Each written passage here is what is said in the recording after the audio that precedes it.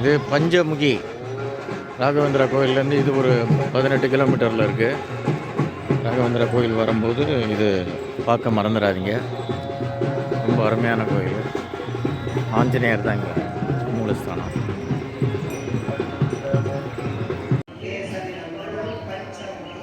பஞ்சமுகி ஆஞ்சநேயரோட வெளிப்பிரகாரம்.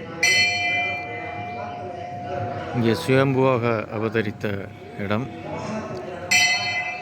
பஞ்சமுகி ஆஞ்சநேயரின் பாதம் இருக்கும் இடம்.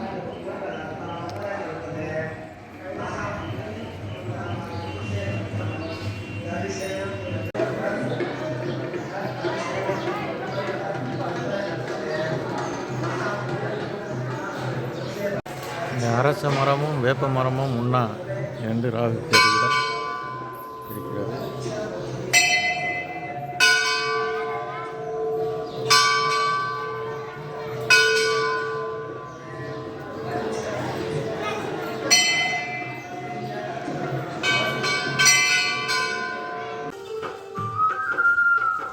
இதுதான் ராகவேந்தர் 13 வருஷம் இங்கே தவம் இருந்த இடம்.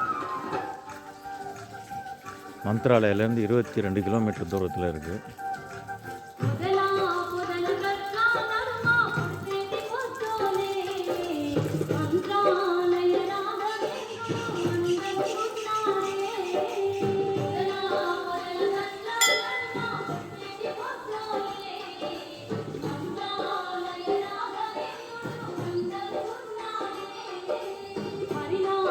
இப்போ தண்ணி இல்லை இதில்.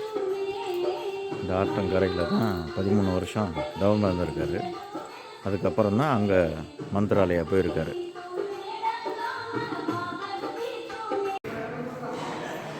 ராகவேந்திர சுவாமிகள் பக்கத்துலேயே இருக்குது வெங்கடேஸ்வர சுவாமிகள்.